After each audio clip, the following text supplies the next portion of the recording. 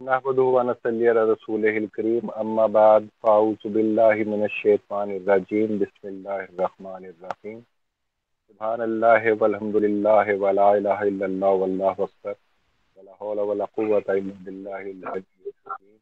सुब्हानल्लाहि व बिहम्दिही सुब्हानल्लाहिल अज़ीम अल्लाहुम्मा सल्लि अला सय्यिदिना व नबिय्यिना मुहम्मद व अला आलि मुहम्मदिन व अस्हाबि सय्यिदिना व मौलाना मुहम्मद मुबारक वसल्लम वसल्लम अलैहि। नहायत ही वाजिबुल एहतराम असातिज़ा किराम और तलबा व तालिबात, अस्सलाम वालेकुम। आज का जो मौजू है इकबाल का फ़न और तसव्वुर फ़न, ये असल में दो हिस्से इसके बाज़ाहिर नज़र आ रहे हैं, लेकिन असल में ये दोनों एक दूसरे से पेवस्त हैं। और इकबाल का फ़न जो है वो जब हम देखेंगे तो इकबाल का जो तसव्वुर फ़न है उसी में से उनका फ़न भी इंशाअल्लाह बरामद होगा और सामने आ जाएगा। मैं कोशिश ये करूँगा कि आपके सामने इकबाल के कुछ फ़ारसी अशार और कुछ उर्दू के अशार और मुख्तसर नज़में रखूँ, जिससे आपको अंदाज़ा हो जाएगा कि इकबाल का तसव्वुर फ़न यानी तसव्वुर शेर व शायरी क्या है। और जाहिर है कि इकबाल की बड़ी हैसियत जो है वो मुफक्किर और फ़लसफ़ी की भी है, लेकिन बुनियादी तौर पर तो वो शायर हैं और उनकी शायरी के ज़रिए ही उनके ज़िंदगी के फ़लसफ़े जो हैं वो हमारे सामने आए। तो इकबाल का फ़न जो है वो शायरी है, ये आपने अपने जहन में रखना है। हमने उन्वान आकर रखा था इकबाल का फ़न और तसव्वुर फ़न, यानी इकबाल का फ़न यानी अपनी शायरी के हवाले से या शायरी के हवाले से जो तसव्वुर है, और क्या फिर उनकी शायरी इस तसव्वुर पर पूरी उतरती है या नहीं, और उनका फ़न यानी शायरी कैसी है और उसने क्या किरदार अदा किया और दुनिया में क्या मुकाम पाती है, ये हमने देखना है। सब कुछ फ़न से आप लोग वाकिफ़ हैं, फ़नून लतीफ़ा का लफ्ज़ भी इस्तेमाल होता है कि इंसान की तफरीह के लिए और इंसान के तफरीह के साथ साथ इंसान के फ़ायदे के लिए जो तरीके इस्तेमाल किए जाते हैं, मिसाल के तौर पर मुसव्वरी है, बुत तराशी है, नस्र में अफसाना निगारी है, दास्तान है, मुसव्वरी है और इसी तरह से शायरी है। ये तमाम जो हैं फ़नून कहलाते हैं और इसे फ़न कहा जाता है। और हम जिस फ़न की बात कर रहे हैं वो ज़ाहिर है कि शेर व शायरी है। इकबाल शायर थे और इकबाल शायरी के हवाले से जो अपना अकीदा रखते हैं, जो अपने ख्यालात रखते हैं, वो हमने सामने लेकर आने हैं। ये आपने बात अपने जहन में रखनी है। मौजू थोड़ा सा खुल गया और थोड़ी सी वजाहत उसकी हो गई। अब जब हम किसी बड़े फनकार की बात करते हैं और उसका मुकाम, उसके फन का मुकाम व मर्तबा तय करने की कोशिश करते हैं, तो हमें ये देखना चाहिए कि किस जमाने में उस फनकार ने, उस शायर ने आंख खोली और उस वक्त अ, उसकी कौम की जिंदगी जो है वो किस किस दौर से गुजर रही थी और क्या उसकी सूरत हाल थी, और उस वक्त शायरी किस मोड़ पर खड़ी थी। क्या उस शायर ने, उस फनकार ने फन में अपने जमाने के लिहाज से कोई जिद्दत पैदा की? क्या उसके जमाने में शायरी का जो दरिया था उसमें उस शायर ने अपने फन यानी शायरी के जरिए कोई तलातुम पैदा किया? क्या उसमें कोई इजाफे किए, और जो इजाफे उसने किए क्या वो मुफीद साबित हुए और उन्होंने उस शायर को कोई दूसरों से हटकर मुनफरिद मुकाम व मर्तबा दिया? और क्या उसकी शायरी आने वाले जमानों के लिए भी जिंदा जावेद हो गई? یا پھر اس کے دور میں جو شاعری تھی اسی کے ساتھ مل کر وہ بھی گمنامی کے پردے میں چلی گئی، یا پھر اس کے دور میں جو شاعری کا ٹرینڈ تھا اسی قسم کا ٹرینڈ اس نے بھی، رجحان اس نے بھی اپنایا، اور دوسرے شعراء کے ساتھ اس کا بھی نام آنے لگا، اور جب تک ادب و زبان کا زندہ ہے ظاہر ہے کہ دوسرے شعراء کے ساتھ اس کا نام بھی آتا رہا۔ یہ ہم نے دیکھنا ہے کہ اس نے وہ دوسرے شعراء کی، اپنے زمانے کی شاعری کی صف میں کھڑا رہا، یا کہ ایک دو چار پانچ قدم آگے نکل کے کوئی امامت کا فریضہ بھی اس نے ادا کیا اور کوئی تبدیلی بھی پیدا کی، اور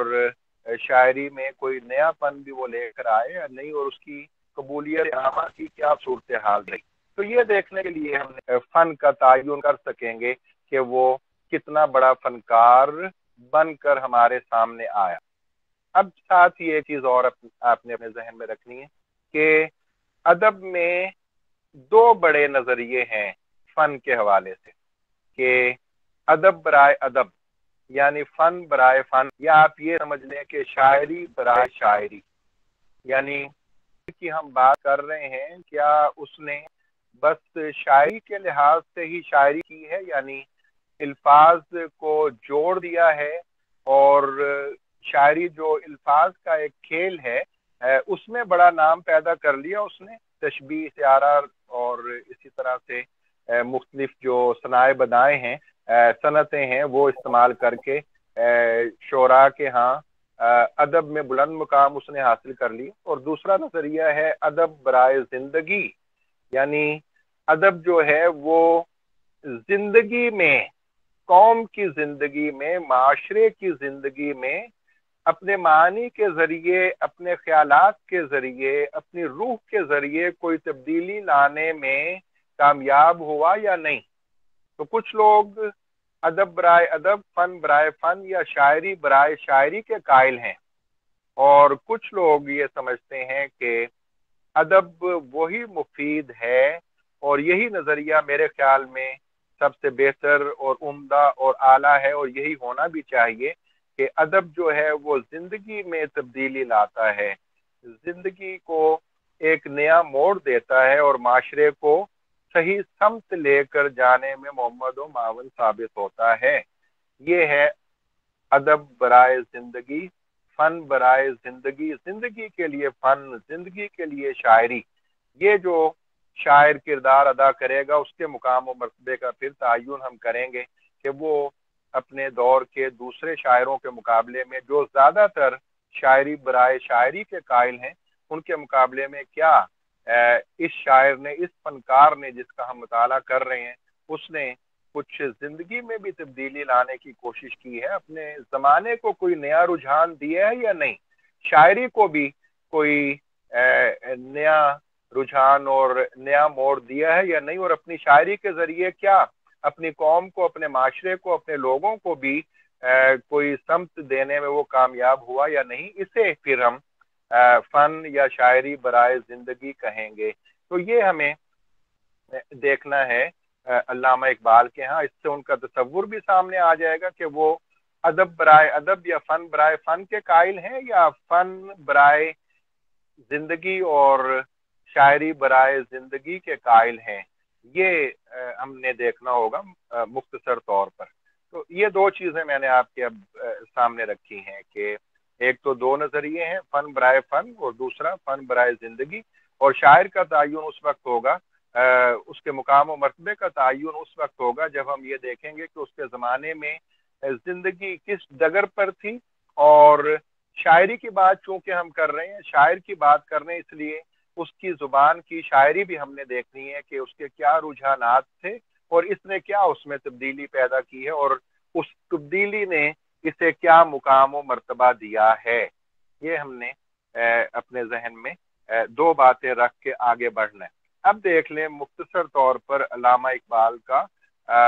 زمانہ، جنہیں ہم شاعر مشرق اور حکیم الامت، ترجمان حقیقت، مصور پاکستان کے نام سے یاد کرتے ہیں، شاعر انسانیت کے نام سے یاد کرتے ہیں۔ ان ناموں سے اندازہ ہو رہا ہے کہ علامہ اقبال نے اپنی شاعری کے ذریعے کچھ کیا ہے جس کی وجہ سے انہیں ہم حکیم الامت بھی کہتے ہیں، ترجمان خودی بھی کہتے ہیں، ترجمان حقیقت بھی کہتے ہیں، اور شاعر مشرق بھی کہتے ہیں، مصور پاکستان بھی کہتے ہیں۔ تو یہ خود القابات جو ہیں وہ بتا رہے ہیں کہ اس شاعر نے کچھ نہ کچھ قوم کے لیے کیا ہے جس کی وجہ سے یہ لقب اسے ملے ہیں۔ اب زمانہ دیکھ لیں علامہ اقبال کا، ہم پورا ایک لیکچر رکھ چکے ہیں اور آپ کو اندازہ ہو رہا ہوگا کہ ہم بڑی ایک ترتیب سے اور سٹیپ بائی سٹیپ آگے بڑھ رہے ہیں۔ زمانہ ہم نے علامہ اقبال کا دیکھ لیا تھا پچھلے پورے ایک لیکچر میں، اس لیے مجھے اس پر کوئی زیادہ تفصیل سے بات کرنے کی ضرورت نہیں ہوگی۔ صرف مختصر طور پر میں سیاسی، اخلاقی اور مذہبی حالت آپ کے سامنے لاؤں گا، دو تین لائنز میں یا ایک دو اشعار کے ذریعے۔ آپ یہ جانتے ہیں کہ ہندوستان پر میر تقی میر کے زمانے سے بہت پہلے مصائب ٹوٹنا شروع ہو گئے تھے۔ ہندوستان پر ساری دنیا کے لوگوں کی اور بادشاہوں کی نظریں تھیں اور اس پر بے شمار حملے ہوئے ہیں، جس کی وجہ سے دلی اور کئی علاقے جو ہیں ہندوستان کے وہ تباہ و برباد ہوئے بار بار۔ اور میر تقی میر نے کہا تھا، دلی کے ایک شہر تھا عالم میں انتخاب، رہتے تھے منتخبی جہاں روزگار کے، اس کو فلک نے لوٹ کر تاراج کر دیا، ہم رہنے والے ہیں اسی اجڑے دیار کے، شاہاں کے کوہلے جواہر تھی خاک پا جن کی، انہی کی آنکھ میں پھرتی سلائیاں دیکھیں۔ یہ حال تھا ہندوستان کا کہ بیرونی حملہ آوروں نے کئی بار یہاں کئی شہروں کی اینٹ سے اینٹ بجا کے رکھ دی، اور تباہی و بربادی جو ہے وہ اس نے یہاں کے لوگوں کو تباہ و برباد کر دیا، مفلوق الحال کر دیا۔ ان کی عزتیں جو ہیں وہ انتہائی خطرے میں پڑ گئیں، ان کی پگڑیاں اچھالی گئیں، اور بالآخر یہاں پہ آج کل بھی اتحادی ہیں یورپ والے، اس دور میں بھی اتحادی تھے ہندوستان کو اور مسلمانوں کو لوٹنے کے لیے، تباہ و برباد کرنے کے لیے، ان کا خاتمہ کرنے کے لیے۔ تو یورپین بھی یہاں پہ آتے رہے، اور آخری دور میں آپ کو معلوم ہے کہ مسلمانوں کے آخری دور میں مکمل طور پر انگریز کا یہاں پر قبضہ ہو چکا تھا، اور اس کے دور میں جو حالت ہوئی ہے وہ سب کے سامنے ہے کہ آخری تاجدار جو تھے بہادر شاہ ظفر، انہیں پکڑا گیا، انہیں دھکے دیے گئے اور ہتکڑیاں لگائی گئیں، ان کے بیٹوں کو سر کاٹ کے انہیں تشت میں رکھ کر اس بوڑھے بادشاہ کو پیش کر دیے گئے، اور پھر جلا وطن کر کے رنگون بھیج دیا گیا۔ اور 1857 کے ہنگامے کے بعد دہلی کی اینٹ سے اینٹ بجا دی گئی، مسلمانوں کا جینا دوبر ہو گیا، اور بڑے بڑے باعزت لوگ جو تھے، باوقار لوگ جو تھے، ان کی عزتیں اچھالی گئیں اور قید و بند کی صحبتیں دی گئیں، مسلمانوں کو دیکھتے ہی گولی مار دینے کا حکم دیا گیا، اور معاشی طور پر مسلمان جو ہیں وہ سوکھے ٹکڑے مانگنے پر مجبور ہو گئے اور حکومت ان کے ہاتھ سے نکل گئی۔ شاہی خواتین کے بارے میں کہا جاتا ہے، مولانا حسن نظامی نے ایک کتاب لکھی ہے، وہ ضرور پڑھنی چاہیے، بیگمات کے آنسو، بیگمات کے آنسو کتاب لکھی ہے مولانا حسن نظامی نے، اسے پڑھنا چاہیے کہ کس طرح شاہی خاندان کی خواتین جو ہیں، بادشاہ کی بیویاں اور بیٹیاں جو ہیں، وہ محتاج کھانے کا شوربہ اور سوکھی روٹی کھانے پر مجبور ہو گئیں۔ تو یہ سیاسی طور پر جو ہے وہ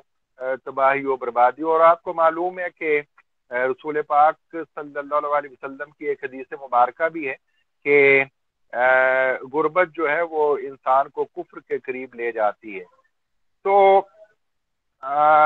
یہ ساری صورتحال جو ہے وہ جب ہمارے سامنے آتی ہے تو ہم دیکھتے ہیں کہ اخلاقی طور پر اور دینی طور پر بھی ہم کمزور ہونا شروع ہو گئے۔ ظاہر ہے کہ تباہی و بربادی نے جب گھر دیکھ لیا، غربت کا جب دورہ ہو گیا، اور بڑے بڑے امیر کبیر اور باعزت لوگ جو ہیں وہ ذلیل و رسوا ہو گئے اور سوکھی روٹی کے ٹکڑے مانگنے پر مجبور ہو گئے، انگریز کی ملازمت کرنے پر لوگ مجبور ہو گئے اپنی روٹی روزی کے لیے انگریز یعنی جو حملہ آور تھے انہی کی فوج میں یہاں کے مقامی باشندے خاص طور پر مسلمان جو ہیں وہ شامل ہو گئے، یعنی پوری طرح غلامی کی زنجیروں میں مسلمان جکڑے گئے۔ اور یہ علامہ نے خود فرمایا ہے کہ تھا جو ناخوب بتدریج وہی خوب ہوا، کہ غلامی میں بدل جاتا ہے قوموں کا ضمیر۔ تو یہ جو ہمارا اسلامی ضمیر تھا جو قرآن و حدیث سے اور اسوہ حسنہ سے مستنیر تھا، اس میں بھی ظاہر ہے کہ تبدیلی واقع ہوئی، اور ہماری اخلاقی تمدنی سماجی اور دینی اقدار جو ہیں ان میں بھی تبدیلی پیدا ہوئی، اور ایمان بھی یقیناً اس غربت کی وجہ سے، اس غلامی کی زنجیروں کی وجہ سے ہمارا کمزور ہوا، اور اخلاقی طور پر بھی ہم انحطاط پذیر ہوئے، اور پیٹ کی جب فکر پڑ جائے، اپنی جان بچانے کی جب فکر پڑ جائے تو بہت کم ہے کہ لوگ ثابت قدم رہیں۔ ظاہر ہے کہ ثابت قدم بھی رہے، لیکن عوام جو ہیں ان کا مزاج جو ہے وہ قوے غلامی کا عادی ہو گیا، اور ہم نے اپنا مقدر سمجھ لیا غلامی کی زنجیروں کو، اور انگریز کی غلامی کو، انگریز کی نوکری کو، اور یور موسٹ اوبیڈینٹ سرونٹ قسم کے لوگ جو ہیں وہ زیادہ تر اس دور میں ہمارے سامنے آتے ہیں، ماں سوائے چند رہنماؤں کے جو اپنی ڈگر پر ثابت قدم رہے۔ تو یہ آپ دیکھ لیں کہ بالکل میں نے مختصر طور پر، وقت چونکہ زیادہ نہیں ہے اسی لیے میں تیز بات بھی کر رہا ہوں تاکہ زیادہ سے زیادہ باتیں آپ تک پہنچ سکیں۔ تو یہ سیاسی حالات تھے جو جن کا اثر سماجی، معاشی، معاشرتی اور اخلاقی اور مذہبی شعبوں پر بھی یقیناً پڑا ہے، جس کے حوالے سے میں نے مختصر طور پر آپ کے سامنے بات رکھ دی۔ لیکن ایک بڑی دلچسپ بات ہے جو اب آپ نے نوٹ کرنی ہے، اور بڑی آسانی سے آپ یہ گراف اپنے پاس بنا بھی سکتے ہیں جو لوگ نوٹ کر رہے ہیں، کہ یہ ایک انتہائی دلچسپ صورتحال ہے کہ ہندوستان میں اس دور کے اندر، یعنی اقبال سے کچھ پہلے کی بات، اقبال کے دور ہی کی بات آپ سمجھ لیں ہم کریں تو، اور گراف بنایا جائے اگر مسلمانوں کی سیاست کا، تو ایک اپنے صفحے پر آپ نیچے کی طرف تیر کا رخ بنا سکتے ہیں، صفحے کے درمیان میں ایک لائن کھینچیں اور تیر کا منہ جو وہ ہوتا ہے نیچے کی طرف بنائیں، اور اس پر لکھیں مسلمانوں کی سیاسی حالت۔ یعنی یہ ہم آپ یہ سمجھ لیں، بالکل آسانی کے لیے میں آپ کو بتا رہا ہوں کہ 1700 سے لے کر 1857 یا 1860 تک، یا پھر 1800 لکھ کر اس کے آگے ڈاٹ لگا دیں، اس کے بعد تک آپ کہہ سکتے ہیں کہ یہ مسلمانوں کی سیاسی حالت ہے، تیر نیچے کی طرف جا رہا ہے۔ لیکن اگر ہندوستان میں اسی دور میں شاعری کی بات کریں تو بالکل اس کے اپوزٹ اور متضاد رخ پر تیر بنے گا، یعنی نیچے کے اندر وہ اپنے عروج پر فنی لحاظ سے دکھائی دیتی ہے۔ یہ یاد رکھنے، فنی لحاظ سے شاعری جو ہے وہ عروج کی طرف جاتی ہوئی دکھائی دیتی ہے، اور آپ کو معلوم ہے کہ میر و سودا کے دور کو اردو شاعری کا سنہرا دور کہا جاتا ہے، golden age of Urdu poetry. یہ آپ نے ذہن میں رکھنا ہے۔ اب دیکھیں کتنی آسانی سے مسلمانوں کی سیاسی، سماجی، اخلاقی حالت جو ہے اس کا تیر کا رخ نیچے کی طرف ہے، اور شاعری جو ہے اس کا رخ اوپر کی طرف ہے۔ میر و سودا کے دور کو شاعر کے دور کہا جاتا ہے، اور غالب کا نام بھی اس میں آ رہا ہے۔ 1857 کے ہنگامے کا دور آ رہا ہے جو تصوف کے بڑے شاعر ہیں، میر تقی میر جو ہیں، ان کی شاعری میں حضور ہو میر کے راہب میں نے درد و غم کتنے کیے جمع تو دیوان کیا، یا انجو غم جو بھی لفظ ہے، ابھی چونکہ میں تیز بات کر رہا ہوں۔ اور میر ارز جو ہیں وہ تصوف کے شاعر ہیں، سودا جو ہیں انہوں نے قصیدے بڑے زبردست لکھے ہیں، مثنوی جو ہے وہ اپنے عروج پر ہمیں نظر آتی ہے۔ میر حسن کی مثنوی سحر البیان، نہیں مثنوی یہ ہے ایک پھول جھڑی، اس قسم کا شعر انہوں نے، واقعی سحر البیان ہے، اسے پڑھنے جب ہم پڑھتے ہیں تو انسان پر سحر طاری ہو جاتا ہے۔ اور دیا شنکر نسیم کی آپ مثنوی دیکھیں، گلزار نسیم، وہ بھی فنی لحاظ سے اپنے عروج پر دکھائی دیتی ہے۔ مرثیہ جو ہے اسے میر انیس نے اور مرزا دبیر نے عروج پر پہنچا دیا، اس کے بعد ویسا مرثیہ لکھا ہی نہیں جا سکا۔ مثنوی جیسی مرزا میر حسن نے لکھی ہے ویسی بعد میں نہیں لکھی جا سکی۔ قصیدے جیسے ذوق نے اور غالب نے بھی اور زیادہ تر سودا نے لکھے ہیں، ویسے قصیدے بھی بعد میں نہیں لکھے جا سکے۔ تو شاعری جو ہے وہ اپنے عروج پر ہمیں دکھائی دیتی ہے فنی لحاظ سے۔ میر تقی میر کے ہاں جو دہلی کے بڑے شعراء جو ہیں ان کے ہاں میر تقی میر کے تتبع میں رنج و غم کی کیفیت پائی جاتی ہے۔ میر درد کے ہاں جو ہے وہ تصوف کا رنگ پایا جاتا ہے۔ اے موت کیا تجھے آ کے اس قسم کا شعر ہے وہ، فقیروں سے لینا ہے، مرنے سے پہلے ہی یہ لوگ تو مر جاتے ہیں۔ یعنی تصوف جو اس دور کا تصوف جو تھا جو عجم سے پہلے ہی یہ لوگ تو مر جاتے ہیں، اس قسم کا شعر ہے۔ بہرحال تصوف جو ہے اس کے شعراء جو ہیں وہ زندگی سے فرار کا راستہ ہمیں دکھاتے نظر آتے ہیں۔ یہ ایک الگ بحث ہے کہ بے شمار صوفیاء ایسے ہیں جنہوں نے ہمیں حرکت و حرارت کا سبق بھی دیا ہے، ہمیں صحیح دین کی طرف بھی لے کر آئے ہیں، لیکن بہرحال شاعری میں جو تصوف آیا تھا وہ ہمیں عام طور پر زندگی کی تگ و دو سے دور کرنے والا ہے اور اپنی خودی جو ہے اپنے من کو مارنے والا ہے، اپنے آپ کو اپنی خواہشات کو مار کے بس ایک طرف کونے میں بیٹھ کر دنیا کو ایک طرف رکھ کے اللہ کی عبادت میں مشغول ہو رہے ہیں کہ غزل کے اندر ہر قسم کی بے حیائی اور بے ہدگی جو ہے اسے فروغ دیا جا رہا ہے۔ لکھنؤ کے اندر جس جس قسم کی اردو غزل لکھی گئی ہے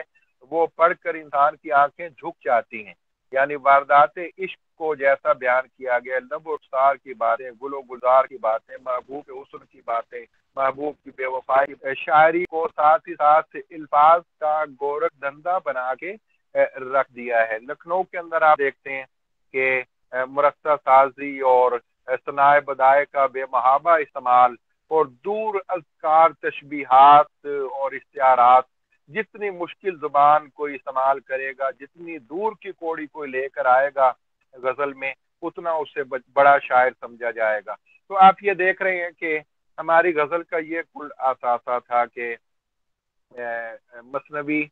فن کے لحاظ سے بہت عروج پر ہے، لیکن اس کے اندر جنوں بھوتوں اور پریوں کے قصے پیش کیے جا رہے ہیں۔ سحر البیان میں اور گلزار نسیم میں یہی چیزیں ہمیں دکھائی دیتی ہیں، اور غزل کے اندر ہم دیکھتے ہیں لب و رخسار، گل و بلبل اور محبوب کی حسن و عاشقی اور محبوب کے پیچھے ہائے ہائے کرتے نظر آ رہے ہیں، اور تصوف کا جو سبق دے رہے ہیں وہ زندگی سے دور لے کر جا رہے ہیں، فرار کا راستہ دکھا رہے ہیں۔ اب ساتھ ہی مرثیے کو بھی دیکھ لیں کہ مرثیہ جو ہے وہ رنج و غم اور حزن و یاس کی کیفیت پیدا کر رہا ہے، حالانکہ حضرت امام حسین رضی اللہ تعالیٰ عنہ نے ایک جرت کا، ایک بہادری کا اور ایک حق کا علم بلند کرنے کا سبق دیا تھا۔ اس سے قوم کے اندر جوش و جذبہ اور حرکت و حرارت پیدا کی جانی چاہیے تھی، لیکن مرثیے کے اندر ہم دیکھتے ہیں کہ اس کا اختتام جو ہے وہ رونے دھونے پر اور ہائے ہائے پر ہوتا دکھائی دیتا ہے۔ تو فنی لحاظ سے تو گراف شاعری کا آسمان کو چھو رہا ہے، الفاظ کے لحاظ سے اور نئی نئی تشبیہات و استعارات کے لحاظ سے شاعری بہت وسیع ہمیں نظر آتی ہے، لیکن خیالات اس میں یہ ہیں، زندگی سے فرار اور عشق و عاشقی اور گل و بلبل، لب و رخسار کی باتیں اس میں ہو رہی ہیں، جنوں بھوتوں کی باتیں مثنویوں میں ہو رہی ہیں، مرثیہ جو ہے وہ حزن و یاس پیدا کر رہا ہے، رونے دھونے کی طرف لے کر جا رہا ہے۔ تو یہ کل مضامین تھے جن کا عروج جو ہے وہ ہمیں نظر آتا ہے اقبال جب اس دنیا میں تشریف لائے اور جب وہ پھلے پھولے ہیں۔ انگریز اقبال کی شاعری جوانی کے دور کی جو ہے، اس وقت آپ نے یاد رکھنا ہے کہ ہندوستان میں مرزا داغ اور امیر مینائی کا طوطی بول رہا تھا، یہ آپ نے یاد رکھنا ہے، اور مرزا داغ جو ہیں اور امیر مینائی جو ہیں ان کی زبان بڑی صاف ہے اور زبان دانی میں ان کا کوئی ثانی نہیں ہے، لیکن آپ یہ یاد رکھیں کہ وہ بنیادی طور پر غزل کے شاعر ہیں، اور ان کے ہاں بھی وہی میر تقی میر والی اور مصفی والی معاملہ بندی اور عشق و عاشقی کے قصے جو ہیں وہ بڑی خوبصورت اور زبان کی صفائی کے ساتھ ہمیں ملتے ہیں اور نظر آتے ہیں۔ یہ رجحانات جو ہیں وہ اقبال تک اپنا مرزا داغ اور امیر مینائی کے ذریعے پہنچے، اور آپ کو معلوم ہے کہ داغ اقبال کے استاد بھی تھے، اور اقبال نے کچھ عرصہ انہیں اپنی غزلیں بھی دکھائی ہیں، اور پورے ہندوستان کی شاعری پر مرزا داغ کا راج تھا، اور ہندوستان کے کونے کونے سے لوگ انہیں بھیجا کرتے تھے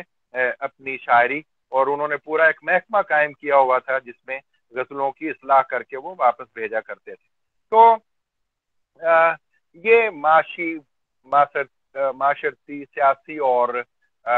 شاعری کے اس وقت رجحانات تھے، اور آپ جانتے ہیں اچھی طرح سے کہ 1857 کے ہنگامے کے تقریباً ساتھ ہی اور اس کے کچھ عرصے بعد سر سید احمد خان کی تحریک علی گڑھ جو ہے وہ وجود میں آ چکی تھی، اور سر سید نے ادب کی اصلاح کا آغاز کر دیا تھا، مضمون لکھنے شروع کر دیے تھے، اور مولانا الطاف حسین حالی نے سر سید کے ایما پر ہی مسدس حالی بھی لکھی تھی، جو ایک نئے انداز کی نظم تھی، اور زبردست نظم ہے مد و جزر اسلام۔ اس میں آپ نے دکھایا ہے کہ کس طرح اسلام کا زوال ہوا اور پھر عروج تھا اور پھر زوال کی طرف وہ چلا گیا۔ اسی طرح سے مقدمہ شعر و شاعری انہوں نے لکھا، جس کے اندر انہوں نے کہا کہ کس قسم کی شاعری جو ہے وہ قوم کے لیے مفید ہو سکتی ہے، اور ساتھ ہی آپ نے یاد رکھنا ہے، بات تھوڑی طویل ہو گئی لیکن اس کے بغیر اقبال کا فن سمجھ نہیں آتا، اس لیے مجھے یہ بات مجبوراً کرنی پڑ رہی ہے۔ ساتھ ہی آپ یہ دیکھتے ہیں کہ انجمن پنجاب بھی ایک وجود میں آ گئی تھی اقبال کے دور ہی میں۔ مولانا محمد حسین آزاد اور مولانا الطاف حسین حالی اس کے اہم کارکن تھے، اور اس کے تحت نئے ٹائپ کی نظمیں لکھی جاتی تھیں، عنوان دیے جاتے تھے شعراء کو، اس پر وہ نظمیں لکھا کرتے تھے۔ لہٰذا غزل سے نکل کے ہم لوگ شامل ہو گئے تھے، داخل ہو گئے تھے غزل سے نکل کر نظم کے اندر، اور سر سید احمد خان نے جو اصلاح کا بیڑا اٹھایا تھا قوم کی اصلاح کا، خاص طور پہ ادب کا، اس کے تحت حال ہی نے ایک نیا راستہ دکھا دیا تھا مقدمہ شعر و شاعری میں، اور شعراء کو یہ کہا تھا کہ تم کیا یہ گل و بلبل اور نب و رخسار کے پیچھے پڑے ہوئے ہو، قوم کو ایسے شعر سناؤ، ایسے شعر لکھو جو اس کے کام آئیں اور اسے سیدھے راستے پر لے کر آ جائیں۔ تو ایسے میں علامہ اقبال جو ہیں وہ نوجوان شاعر ہمارے سامنے آتا ہے، لاہور کے مشاعروں میں شریک ہونا شروع کرتا ہے، اور ابتدا میں ہم دیکھتے ہیں کہ اس کی غزل کے اوپر رنگ دکھائی دیتا ہے معاصر غزل کا، اور ان کا جو ان کے استاد تھے داغ کا رنگ یہ ہمیں نمایاں دکھائی دیتا ہے، لیکن جلد انہوں نے اس کا خاتمہ کر دیا، اور ایک نظم اقبال کی میں آپ کے سامنے لے کر آتا ہوں، جس سے آپ کو پتہ چلے گا کہ اقبال کا نظریہ فن جو ہے وہ کیا تھا، اور اپنے دور کی شاعری جو ہے وہ اسے کیا سمجھتے تھے۔ 1 منٹ کے لیے میں نے نشان لگایا ہوا ہے، یہ میں آپ کے سامنے ابھی جی یہ ضرب کلیم میں نظم ہے، اس کا نام آپ نوٹ کر لیں جو لوگ نوٹ کر رہے ہیں، ہنروران ہند ضرب کلیم کی نظمیں۔ دیکھیں ذرا اب تک جو بات میں نے کہی ہے وہ اس کے اندر آ رہی ہے، اور پھر بس اب 10 سے 15 منٹ کے اندر میں کچھ اشارے کر کے اپنی بات مکمل کروں گا۔ ہنروران ہند، ان کا ذکر ابھی میں نے کیا آپ کے سامنے۔ اقبال کیا فرما رہے ہیں؟ عشق و مستی کا جنازہ ہے خیل ان کا، ان کے اندیشہ تاریخ میں قوموں کے مزار ہے، روح کو خوابیدہ بدن کو بیدار، ہند کے شاعر و صورت گرو افسانہ نویس، آہ بیچاروں کے اعصاب پر عورت ہے سوار۔ یہ ابھی میں نے تفصیل سے آپ کو بڑا ٹائم بلکہ لے لیا، یہ نقشہ کھینچا آپ کے سامنے کہ کیا صورتحال تھی۔ عشق و مستی کا جنازہ ہے تخیل ان کا، ان کے اندیشہ تاریخ میں قوموں کے مزار، چشم آدم سے چھپاتے ہیں مقامات بلند، کرتے ہیں روح کو خوابیدہ بدن کو بیدار، روح کو سلا دیتے ہیں،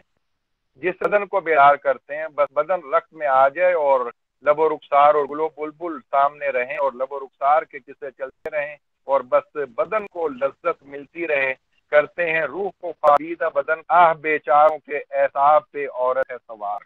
یہ اقبال نے خود بھی نقشہ کھینچ دیا، یہ تھی شاعر اس وقت، شاعر یہ کام کر رہے تھے۔ لیکن اب یاد رکھیں کہ اقبال کا تصور شعر کیا ہے، اقبال شاعری کسے سمجھتے ہیں؟ اقبال نے شاعری اسی کو سمجھا ہے جو مولانا الطاف سینحالی نے اپنے مقدمہ شعر و شاعری میں بیان کر دیا تھا کہ شاعری کے ذریعے قوم کو بیدار کیا جانا چاہیے۔ آپ یاد رکھیں کہ مولانا الطاف سینحالی نے اپنی مقدمہ شعر و شاعری میں یہ مثال دی ہے کہ شاعر ایسے ایسے گزرے ہیں خاص طور پر عرب میں کہ ایک قبیلے کا لشکر شکست کھا کر بھاگ رہا ہے، اس کا شاعر جو ہے وہ پہاڑ کی چوٹی پر چڑھ گیا اور وہاں چڑھ کر فی البدی ایسا کلام کہا کہ وہ بھاگتا ہوا لشکر اس کا کلام سن کر پلٹ آیا اور اپنے دشمن پر ایسا حملہ کیا کہ فتح حاصل کر لی۔ یہ کام اقبال یہ فرماتے ہیں، ان کا تصور شعر یہ ہے کہ شعر ایسا ہونا چاہیے، شاعری ایسی ہونی چاہیے جو قوم کے تن مردہ میں ایک جیتی جاگتی اور سرگرم زندگی کی روح پھونک دے۔ یہ ہے اقبال کہتے ہیں کہ شعر سے قوم میں زندگی پیدا ہونی چاہیے، ایسی زندگی قوم کے تن مردہ میں پیدا جو کرے وہ اصل شاعری ہے، اقبال اسے اصل شاعری سمجھتے ہیں۔ اب میں یہ طریقہ اختیار کروں گا آخری 10-15 منٹ کے اندر، یہ بھی ایک بہترین طریقہ ہوتا ہے، اسے بھی آزمانا چاہیے کہ بجائے اس کے کہ میں پہلے یہ بتاؤں آپ کو کہ اقبال جو ہیں وہ یہ کہتے ہیں، ان کا تصور شعر یہ ہے اور ان کا فن یہ تھا، بجائے اس کے میں ان کی تخلیقات آپ کے سامنے پیش کر دوں، ان کے اشارے میں کر دوں، آپ کو کچھ لکھوا دوں، آپ اس کا بعد میں مطالعہ کریں تو بالکل چیز کھل کر آپ کے سامنے آ جائے گی اور آپ کو انگلیوں پر اقبال کا تصور فن اور اقبال کا فن جو ہے وہ آپ کی انگلیوں پر ہوگا، آپ کے سامنے ہوگا۔ تو اسرار خودی میں ایک نظم ہے، یہ آپ نوٹ کر لیں، در حقیقت شعر و اصلاح ادبیات اسلامیہ، دیکھیں نام ہی سے اندازہ ہو رہا ہے، اقبال کا تصور فن سامنے آئے گا آپ کے کہ در حقیقت شعر و اصلاح ادبیات اسلامیہ، شعر کی حقیقت اور اسلامی ادب کی اصلاح کے بیان میں۔ تو اسلامی ادب ہندوستان کے اندر جو تھا اس کی وہ اصلاح کرنا چاہتے تھے، کیسا ادب تھا وہ آپ کے سامنے آ چکا ہے، بلکہ کافی زیادہ وقت اسی میں لگ گیا، لیکن اب آپ کو بات آسانی سے سمجھ میں آئے گی۔ اقبال کیا کہتے ہیں جی کہ آرزو کے داغ سے انسان کے اندر جوش پیدا ہوتا ہے، اس خاک کی آگ آرزو سے روشن ہوتی ہے، تمنا زندگی کے جام کی شراب ہے، اسی سے زندگی قوتوں کی تسخیر ہے اور آرزو اس تسخیر کے لیے افسوں کا کام دیتی ہے، زندگی شکار کھیلتی اور اس کا جال آرزو ہے، آرزو حسن کے لیے عشق کی طرف سے پیغام ہے، ہر لمحہ تمنا کیسے ابھرتی ہے، یہ زندگی کے نغمے کا زیرو بم ہے۔ تو یہ آپ دیکھ لیں کہ زندگی آگے کیسے بڑھتی ہے کہ جب اس کے سینے میں آرزو پیدا ہوگی۔ اب آپ دیکھیں جی آگے، میں نے بیچ میں سے شعر چھوڑ دی، اب آگے بات کر رہے ہیں اقبال اس نظم میں اسرار خودی کے اندر، شاعر کا سینہ جلوہ گاہ حسن ہے، اس طور سینہ سے حسن کے انوار پھوٹتے ہیں۔ شاعر کا سینہ جو ہے وہ حسن کی جلوہ گاہ ہے اور اس جلوہ گاہ سے حسن کے انوار پھوٹتے ہیں۔ پھر میں نے شعر بیچ میں سے رکھا ہے، وہ بدسورتی سے ناآشنا ہے، صرف حسن کی تخلیق کرتا ہے تاکہ ہمیں زندگی کی بہشت تک پہنچا دے اور ہماری زندگی کی قوس پورا دائرہ بن جائے۔ اس پہ غور کرنا ہے آپ نے، یہ اقبال کا تصور شعر و شاعری ہے، یہ اقبال کا تصور فن ہے کہ شاعر جو ہے وہ ہمیں تک پہنچانا اس کا کام ہے تاکہ ہماری زندگی کی قوس، ہاف سرکل کو قوس کہتے ہیں، آپ کو یہ معلوم ہے سب کو، ہاف سرکل جو ہے زندگی کی قوس وہ پورا دائرہ بن جائے، یعنی زندگی کی حقیقت ہمارے سامنے آ جائے۔ شاعر کا یہ کام ہے جی، اقبال کا تصور شعر یہ ہے کہ وہ قوم کے افراد میں زندگی کی حرکت و حرارت پیدا کرے اور ان کے مردہ دلوں کو زندہ کر دے اور ان کے دلوں کو بینائی عطا کر دے۔ لیکن ساتھ ہی اقبال اس نظم میں، اسرار خودی میں یہ نظم ہے، در حقیقت شعر و اصلاح ادبیات اسلامیہ۔ اقبال اس نظم کے دوسرے حصے میں ان شاعروں کا ماتم کر رہے ہیں جو ذوق حیات سے روگردانی کرتے ہیں، جو زندگی کی حرکت و حرارت سے قوم کو دور لے کر جا رہے ہیں۔ اقبال فرماتے ہیں، افسوس اس قوم پر جو اپنی موت لانے میں خود حصہ دار بنتی ہے، جس کا شاعر ذوق حیات سے روگرداں ہے، یعنی جس نے چہرہ پھیرا ہوا ہے زندگی سے۔ اور نوجوانی کے دور ہی میں کئی شعراء کے 30 35 مجموعہ ہے کلام وجود میں آ چکے ہیں، لیکن یہ قوم کو حقیقی زندگی سے دور لے کر جا رہے ہیں اور وہی بے راہ روی اور بے حیائی کی طرف لے کر جا رہے ہیں۔ ان شاعروں کا ماتم کرتے ہیں اقبال، اور آگے چل اس نظم میں فرماتے ہیں کہ ان شاعروں نے قوم کی کیا حالت کر دی ہے اور ان سے بچنا چاہیے۔ تیری صبح اس کی مینا کی مرہون منت ہے، یعنی تیری صبح جو ہے اس کی شراب پی کر ہوتی ہے، اور تیری آہو پکار نے عشق کو رسوا کر دیا ہے، تیری مصوری نے عشق کی جو تصویر کھینچی ہے وہ بدصورت ہے۔ اس شاعر کو کہہ رہے ہیں جو زندگی سے دور لے کر جاتا ہے قوم کو۔ تیری بیماری کی وجہ سے عشق کے رخسار بھی زرد ہو چکے ہیں، تیری بے حسی نے عشق کی آگ کی تپش ختم کر دی ہے، تیرے زخموں کی وجہ سے تیرا عشق بھی مزمحل ہے، تیری کمزوری کی وجہ سے تیرا عشق بھی تاب و تواں سے محروم ہے، تیرے عشق کے پیمانے میں سوائے بچوں کی طرح رونے کے اور کچھ نہیں۔ یہ شعراء ہیں جو قوم کا بیڑا غرق کرتے ہیں۔ اقبال نے قوم کو اٹھایا تھا، بلندی کا راستہ دکھایا تھا، لیکن اس کے بعد پھر کسی شاعر کا چراغ جل نہیں سکا اس نظم میں کہ اب شاعروں کو کیا کرنا چاہیے، شاعر کو کیا کرنا چاہیے۔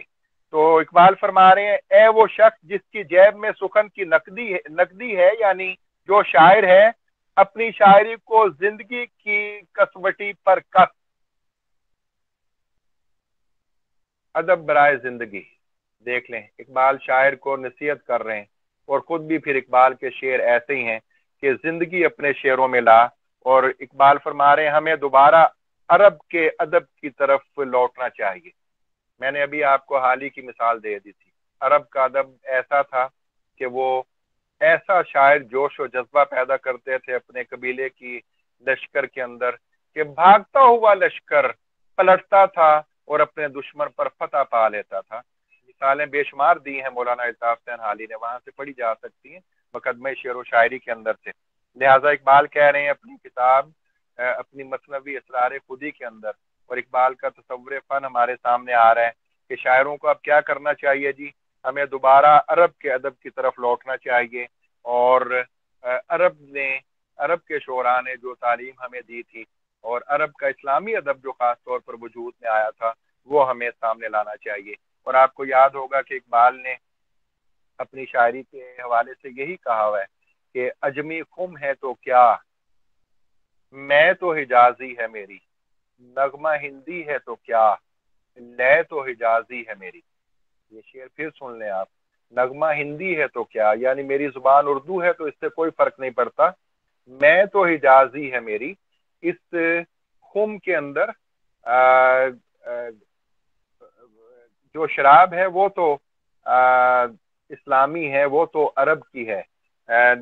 اجمی خم ہے تو کیا، میں تو حجازی ہے میری، نغمہ ہندی ہے تو کیا، لے تو حجازی ہے میری۔ تو یہ آپ نے اپنے ذہن میں رکھنی ہے بات۔ اب میں فارسی کا ایک اور شعر آپ کے سامنے میں رکھتا ہوں، اسے نوٹ کر لیں آپ اپنے پاس۔ ایک دو شعر کا ترجمہ، اشعار کا ترجمہ آپ کے سامنے میں لاتا ہوں۔ جاوید نامہ جو کتاب ہے، جاوید نامہ، اس کے بالکل شروع میں اگر آپ جائیں گے چیپٹرز دیکھیں گے تو تقریباً یہ 12واں عنوان بنتا ہے، حرکت بوادی یرغمید کے ملائکہ او را وادی تواسین می نامند۔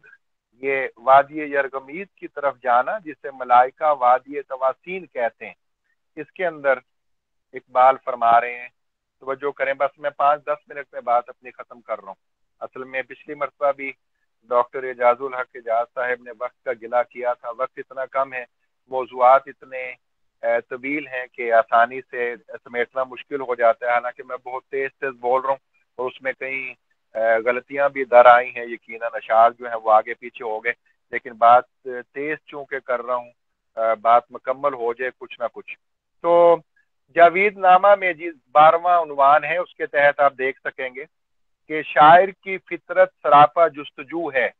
وہ آرزو کا خالق بھی ہے اور اس کی پرورش کرنے والا بھی۔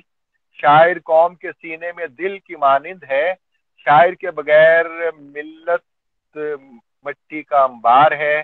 سوز و مستی نئے عالم کے نقوش مرتب کرتی ہے، سوز و مستی کے بغیر شاعری سوائے رونے دھونے کے اور کچھ نہیں۔ اگر شعر کا مقصد شخصیت کی تعمیر ہے تو شاعری پیغمبری کی وارث ہے۔ یہ آپ نے ضرور پڑھنا ہے، فارسی شعر بھی پڑھیں ضرور، میرے پاس چونکہ وقت نہیں ہے اس لیے میں اردو اور اردو سب کا تصور فن تصور شاعری ہے۔ اب آپ اس کے آئینے میں پرکھ سکتے ہیں اپنے شاعر اقبال کے بعد آنے والے شعراء کو، خاص طور پر آج کل کے شعراء جو ہمارے سامنے ہیں، کون ہے جس نے اقبال کی طرح بعد میں بھی یہ سبق دیا ہے اس مردہ قوم کو، جس کا نقشہ میں نے آپ کے سامنے کھینچ دیا ہے، جو مری پڑی تھی، غلامی کی زنجیروں میں جکڑی ہوئی تھی۔ غالب جیسا انا پرست شاعر اپنی پینشن بحال کروانے کے لیے ملکہ برطانیہ کو درخواست لکھ رہا تھا، اور سوکھے ٹکڑے بڑے بڑے باعزت لوگ گلیوں میں مانگتے پھر رہے تھے، ذلیل و رسوا ہو رہے تھے۔ ایسے میں اقبال فرما رہے ہیں کہ غلامی میں ناکام آتی ہیں تدبیریں نہ شمشیریں، جو ہو ذوق یقین پیدا تو کٹ جاتی ہیں زنجیریں۔ ایسے میں اقبال فرما رہے ہیں کہ کوئی اندازہ کر سکتا ہے اس کے زور بازو کا، نگاہ مرد مومن سے بدل جاتی ہیں تقدیریں۔ قوم جو ہے وہ غربت کے ہاتھوں، غربت کی چکی میں پس کر قرآن سے اور دین سے اور رسول پاک صلی اللہ علیہ وسلم کے اسوہ حسنہ سے دور ہو رہی ہے، اس وقت اقبال فرما رہے ہیں کہ قوم مذہب سے ہے، مذہب جو نہیں تم بھی نہیں، جذبے باہم جو نہیں محفل انجم بھی نہیں۔ اور اقبال اس دور میں یہ فرما رہے ہیں کہ ہفت کشور جس سے ہو تسخیر بے تیغ و تفنگ۔ اب یہ شاعر ہے نا جو تن مردہ میں زندگی کی لہر دوڑا دیتا ہے، اور جو مرے ہوئے پسے ہوئے ڈرے سہمے اور بزدلی کا شکار افراد کو یہ بتاتا ہے کہ ہفت کشور جس سے ہو تسخیر بے تیغ و تفنگ، تو اگر سمجھے تو تیرے پاس وہ سامان بھی ہے۔ یہ ہے اقبال کا تصور شعر، یعنی جب غزل کی تنگ نائے میں اردو شاعری محصور تھی اور گل و بلبل لب و رخسار کے پیچھے پڑے ہوئے تھے، اور بادشاہ جو ہے وہ بھی جب غزل لکھتا ہے تو اس کے اندر وہ یہ کیسا نظر آتا ہے کہ خاک ساری کے لیے گرچہ بنایا تھا مجھے، کاش سنگے درے جانا نہ بنایا ہوتا۔ بہادر شاہ ظفر یہ فرما رہے ہیں کہ اگر مجھے خاک ساری کے لیے بنانا تھا تو میرے محبوب کا مجھے محبوب کے در کا پتھر بنا دیا ہوتا۔ اس دور میں اقبال یہ کہہ رہے ہیں کہ افراد کے ہاتھوں میں ہے اقوام کی تقدیر، ہر فرد ہے ملت کے مقدر کا ستارہ۔ عقابی روح جب بیدار ہوتی ہے جوانوں میں، نظر آتی ہے اس کو اپنی منزل آسمانوں میں۔ اور اس دور میں اقبال یہ سبق دے رہے ہیں کہ دنیا کو ہے پھر مار کا روح و بدن پیش، دنیا کو ہے پھر مار کا روح و بدن پیش، تہذیب نے پھر اپنے درندوں کو ابھارا، اور دیں ہاتھ سے دے کر اگر آزاد ہو ملت، ہے ایسی تجارت میں مسلمان کا خسارہ۔ تو آپ دیکھ لیں کہ آج پھر مارکہ روح و بدن ہمارے سامنے ہے، آج پھر اسلام پر پے در پے حملے ہو رہے ہیں، اور اسلام کے نام پر قائم ہونے والا جو وطن ہے اس کے اندر جو نام نہاد دانشور ہیں اور یونیورسٹیوں کے جو کرتا دھرتا ہیں وہ کس قسم کی تہذیب کو ویلکم کر رہے ہیں، کس قسم کے कानून बनाए जा रहे हैं और किस किस्म की चीज़ें दयार गैर से जो है यूरोप से दरामद की जा रही हैं, किस तरह इल्हाद की तरफ नौजवानों को लेकर जाया जा रहा है और किस तरह से लादीनियत के बीज बोए जा रहे हैं। ऐसे में आपको कोई लाहौर का शायर नजर आता है जिनके 37 40 मजमूए मंजर आम पर आ चुके हैं कि जो ऐसे में कौम को ये बता रहा हो कि इस इल्हाद से अपनी औलाद को बचा लो, इस लादीनियत से अपने नौजवानों को बचा लो, इस बेहयाई और बेशर्मी के काम जो यूट्यूब पर और टिकटॉक पर हमारे सामने आ रहे हैं, वो अमाल जिनकी वजह से कुरान पाक में जिन कौमों का तज़किरा आया कि उनकी बस्तियां उलट दी गई थी, वो चीजें आज फिर कौम के अंदर लाई जा रही हैं और कौम को रूहानी तौर पर तबाह किया जा रहा है। रूहें इनकी मर चुकी हैं, रूहें जख्मी हो चुकी हैं, दिल इनके अंधे हो चुके हैं। लेकिन क्या कोई शायर आज के दौर में ये आवाज उठा रहा है कि दिले बीना भी कर खुदा से तलब, आंख का नूर दिल का नूर नहीं, और दिले मुर्दा दिल नहीं है, इसे जिंदा कर दोबारा, कि यही है उम्मतों के मर्ज़े कोहन का चारा। और उकाबी रूह जब बेदार होती है, जवानों में नजर आती है उसको अपनी मंजिल आसमानों में, वही जवां है कबीले की आंख का तारा, शबाब जिसका है बेदाग ज़र्ब है कारी। कोई शायर आपको नजर आता है? इकबाल ने तो अपना तसव्वुर शेर दे दिया था, लेकिन उसके तसव्वुर पे चलने वाला कोई शायर आज के दौर में हमें नजर नहीं आता। आज के दौर में तो वो बातों की बारिश में भीगती हुई लड़की और खत में पोस्ट की हुई दोपहर और चाय की प्याली में पता नहीं क्या क्या होता शायर को नजर आता है। और इस किस्म के अजीब शायर हैं कि जो इस किस्म के शेर बांध रहे हैं कि मैं तुम्हें बता नहीं सकता कि तुम्हारी तस्वीर के साथ क्या क्या होता है मुझे। अब ये कोई शायरी है? कोई करने वाली बातें हैं ये कि और फिर इस किस्म का जो भी शायर या अफसाना नगार, थोड़ा सा अफसाना निगार मशहूर हो जाए, वो इकबाल पर जुबान तान बुलंद कर लेते हैं। और ये कभी कोई दानिश्वर ये कहता नजर आता है कि इकबाल मुकामी किस्म के शायर थे, कभी कोई ये कहता नजर आता है कि इकबाल जो है वो दिल का देवता नहीं है, मीर तकी मीर और मीर दर्द और गालिब दिल के देवता हैं और दिल पर असर करते हैं, इकबाल की शायरी मुतासिर नहीं करती। तो इकबाल की शायरी तो पाकिस्तान के चंद एक दो नॉवेल लिख लेने वालों को या इंटरमीडिएट के लड़कों और लड़कियों को मुतासिर करने वाली जो शायरी है, उस किस्म के शोरा को इकबाल मुतासिर करने वाले नजर नहीं आते। मगर ये कोई ईरानियों से पूछे, ये कोई अफगानियों से पूछे, ये कोई जर्मनी वालों से पूछे जिन्होंने इकबाल को सर आंखों पर बिठाया है। और इकबाल की शायरी के हवाले से ईरान वाले ये कहते हैं कि इकबाल जो है वो अदब का और इस दुनिया का एक बुलंद और रोशन सितारा है। और ईरान के अंदर भी फारसी का कोई शायर जो है वो इकबाल के मुकाबले का पैदा नहीं हो सका। इकबाल फारसी का एक अलग दबिस्तान है, उसका एक अलग से नाम रख दिया गया इकबाल की शायरी का। तो इकबाल का ये तसव्वुर शेर था, यानी वो अल्फाज को और शायरी को अपना मकसद व मुद्दा नहीं समझते, बल्कि वो जिंदगी की हरकत और हरारत मुर्दा कल्बो जहन में पैदा करने के लिए शायरी को एक टूल समझते हैं, शायरी को एक जरिया समझते हैं। मैं अपनी बात का इख्तिताम करता हूँ, एक दो शेर और पढ़ूंगा, लेकिन एक इक्तबास देखिए अल्लामा मौलाना सुलेमान नदवी के नाम जो इकबाल के खतूत हैं वो मौजूद हैं, उसके अंदर ये खत आपको मिल जाएगा। देखिए जी इकबाल क्या फरमा रहे हैं, सुनिए जी। खत का इक्तबास सुनिए तवज्जो से, नोट आपने कर लिया होगा। सैयद सुलेमान नदवी के नाम खत है, मकातीब कुलियात इकबाल में भी मिल जाएगा, नेट पर भी मौजूद है ये। और इकबाल और सुलेमान नदवी किताब है, बज़्म इकबाल से छपी है, उसके अंदर भी आप देख सकते हैं। देखें इकबाल क्या फरमा रहे हैं। मैंने कभी अपने आप को शायर नहीं समझा, फन्ने शायरी में मुझे कभी दिलचस्पी नहीं रही। हाँ, बाज मकासदे खास रखता हूँ, جن کے بیان کے لیے اس ملک کے حالات اور روایات کی روح سے میں نے نظم کا طریقہ اختیار کیا ہے۔ تو دیکھ لیں، اقبال یہ کہہ رہے ہیں کہ میں اپنے آپ کو شاعر سمجھتا نہیں ہوں، شاعری سے مجھے کبھی دلچسپی نہیں رہی، لیکن میں نے نظم کا طریقہ اختیار کر لیا خاص حالات کو دیکھتے ہوئے۔ تو اس کا کیا مطلب سامنے آیا کہ اقبال کا تصور کیا ہے شعر کے حوالے سے، کہ وہ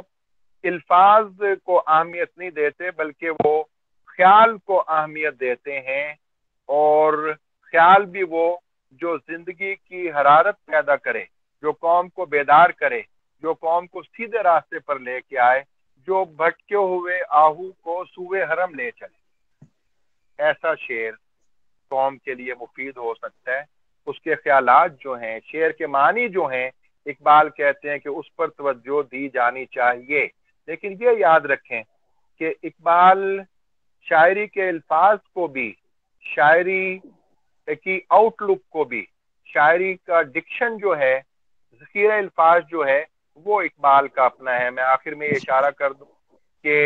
تشبیہات و استعارات، ثنائے بدائے، علامتیں اقبال کی اپنی ہیں۔ لالا، گل لالا، نسترن اور نرگس اور شاہین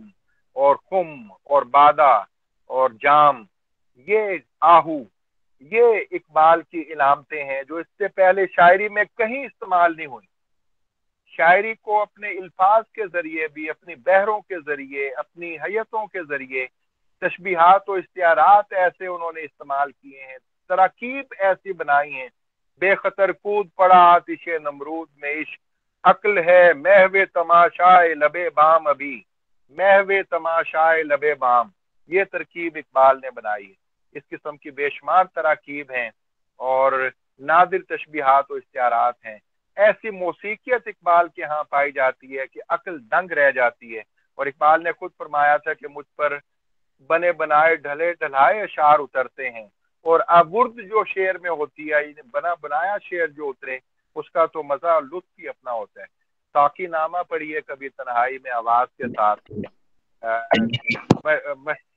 مسجد قرطبہ پڑھیے، آپ کو فن اپنے عروج پر دکھائی دے گا۔ نظم مسجد قرطبہ پڑھنے کا طریقہ یہ ہے کہ پہلے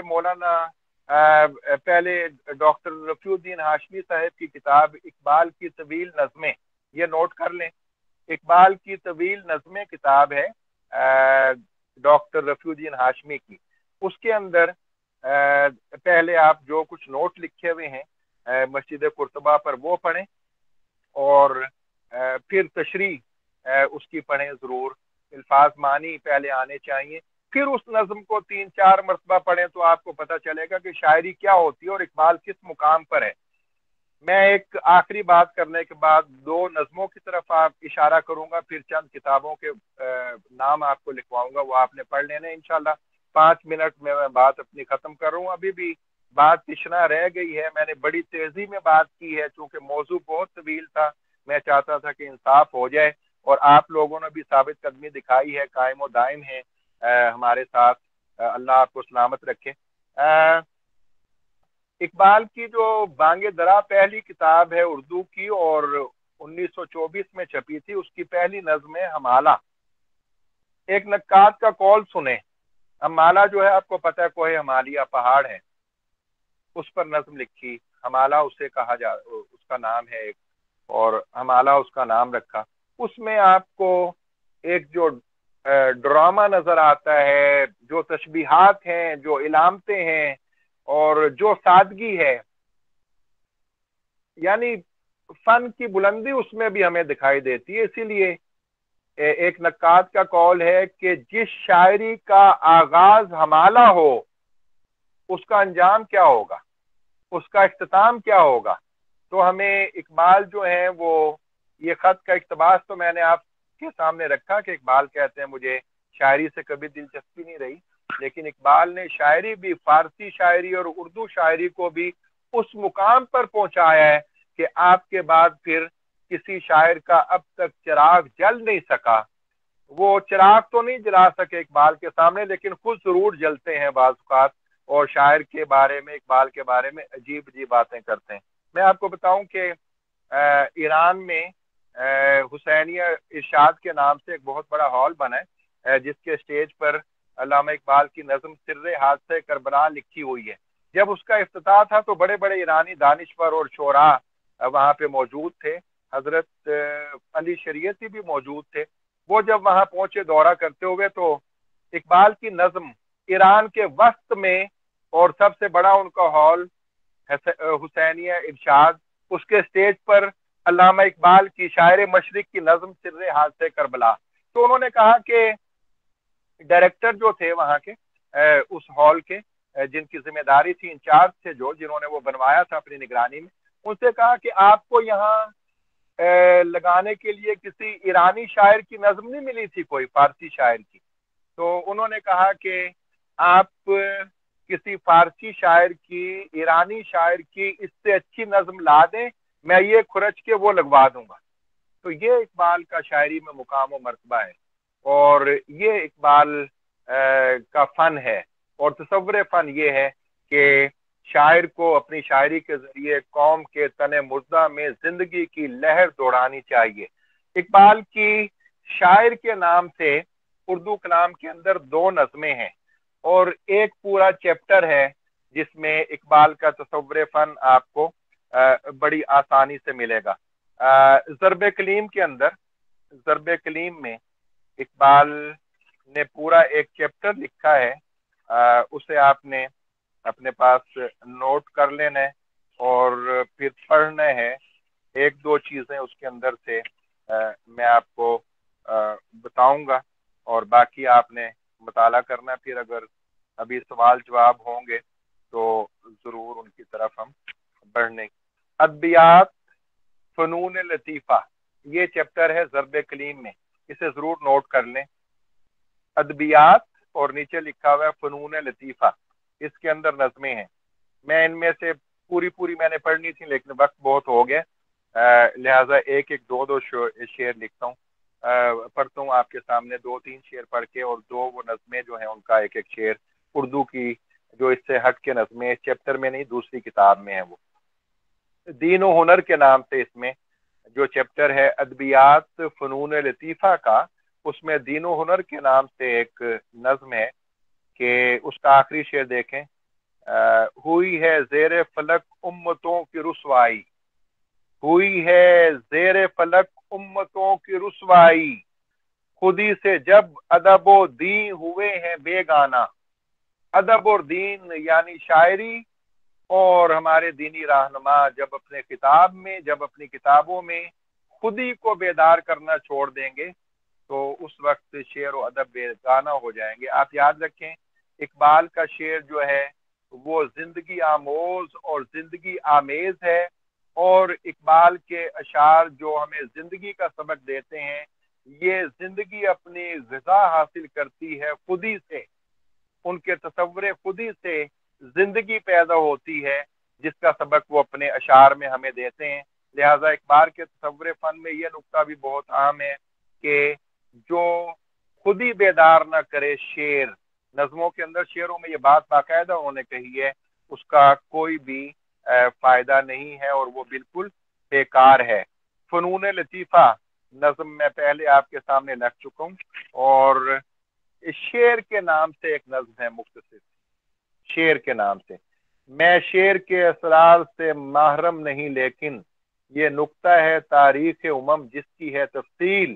وہ شعر کے پیغام حیات ابدی ہے، یا نغمہ جبریل ہے، یا بانگ سرافیل۔ یعنی زندگی کا جوش و جذبہ جو ہے وہ ضرور شاعری کو دینا چاہیے۔ بہتی اختتام کی طرف ہم آ گئے ہیں۔ اختتام تو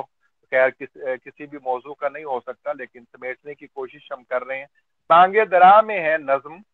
شاعر کے نام سے، بانگ درا۔ کلیات اقبال جو ہے اقبال اکادمی والا، اس کا صفحہ نمبر 93 ہے۔ شاعر: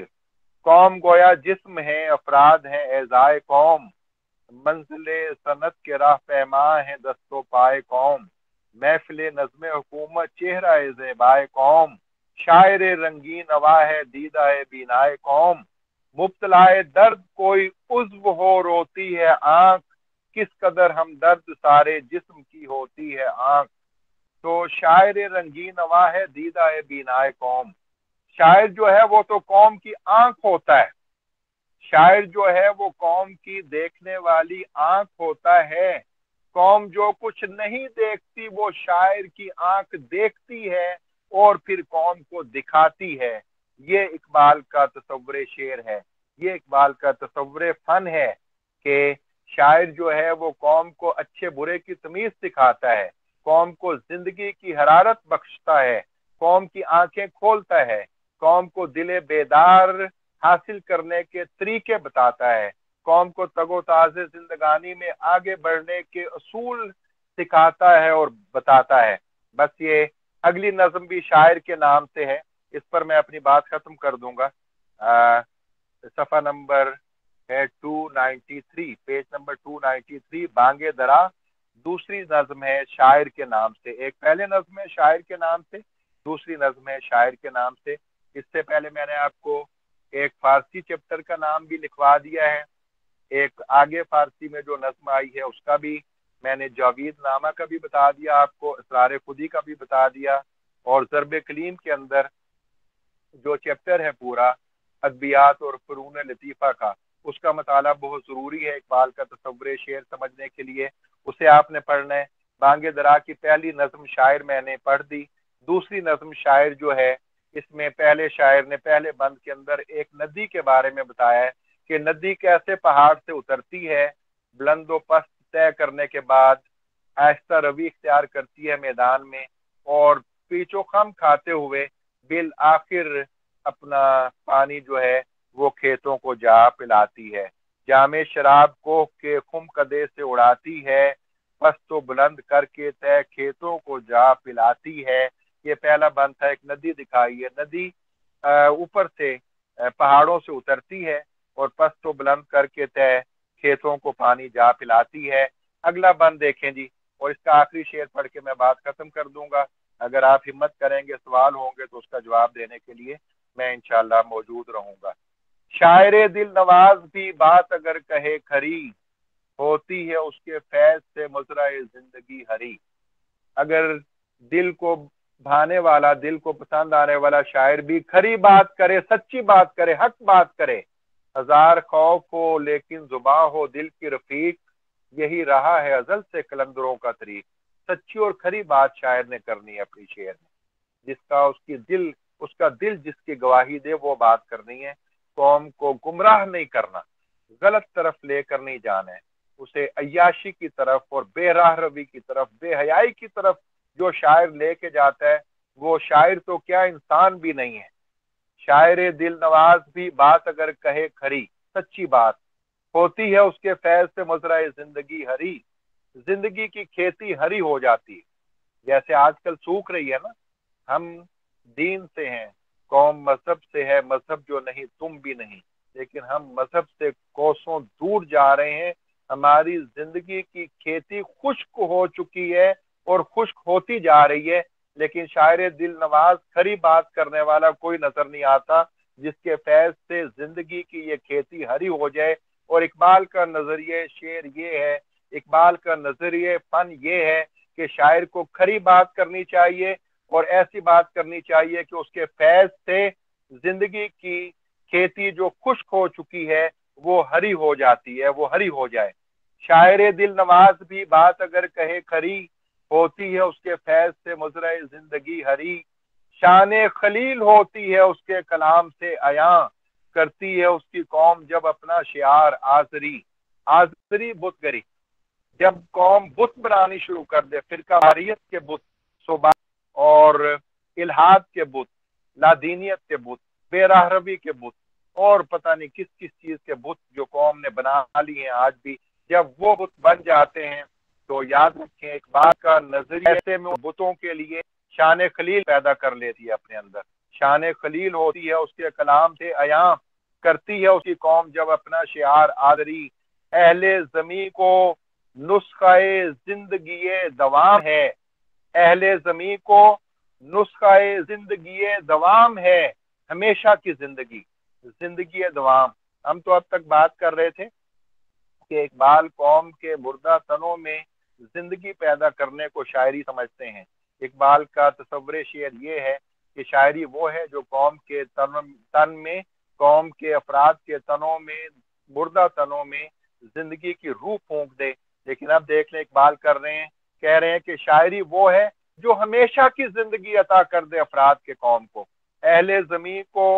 नुस्ख़ा-ए ज़िंदगी दवाम है, खूने जिगर से तरबियत पाती है जो सुखनवरी। सुखनवरी शायर को कहते हैं। खूने जिगर से जो शायरी वजूद में आती है,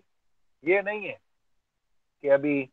35 साल के हुए नहीं हैं और 35 मजबूबे आ गए हैं। डॉक्टर मरूफ शायर इफ्तिखार एतनाई से और बड़े शगुफ्ता अंदाज में कहा कि ये फलां शायर जो है लाहौर का, मालूम नहीं कैसे इसने 35 मजमूए छपवा लिए हैं, मालूम नहीं कैसे इतना लिख लेता है। तो इकबाल तो ये कहते हैं कि शायरी बड़ी मुश्किल से वजूद में आती है। नाला है बुलबुले शोरीदा तेरा खाम अभी,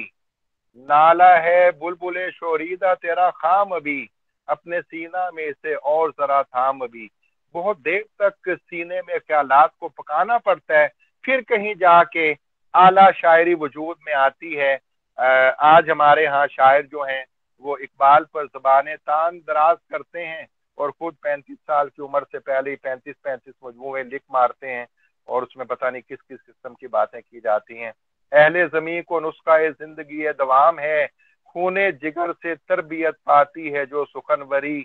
गुलशन दहर में अगर जुए मए सुखन ना हो, फूल ना हो, कली ना हो, सब्जा ना हो, चमन ना हो। तो ये शायरी है कि शायरी ना हो तो इकबाल कहते हैं कि कुछ हो ही ना दुनिया में। लेकिन आज हम शायर के मुकाम और मर्तबे को समझते नहीं, इकबाल के मुकाम और मर्तबे को समझते नहीं। जिन लोगों ने, जिन कौमों ने इकबाल की शायरी को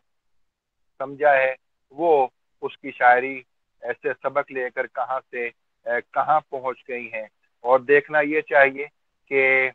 इकबाल को दुनिया ने क्या मुकाम दिया है,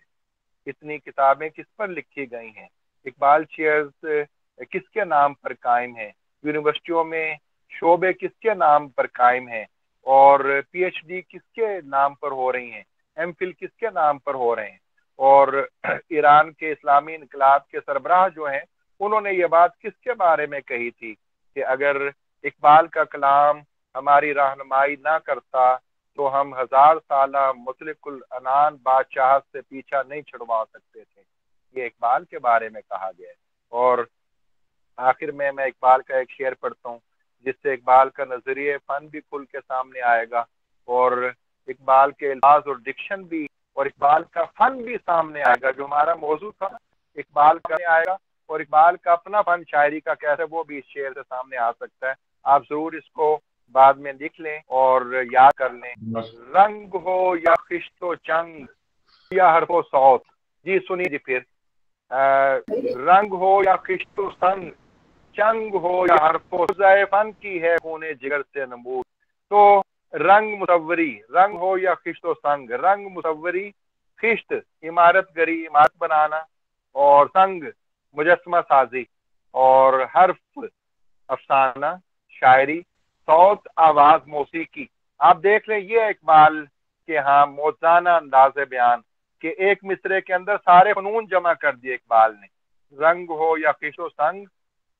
चंग हो या हरफो सौत। चंग एक साल का नाम है, मौसीकी हो, मुजस्समा साजी हो, शायरी हो, अफसाना नवीसी हो, मौज़ाए फन की है खूने जिगर से नमूद। फन के मौज से वजूद में तब आते हैं जब उन पर खूने जिगर सर्फ किया जाता है।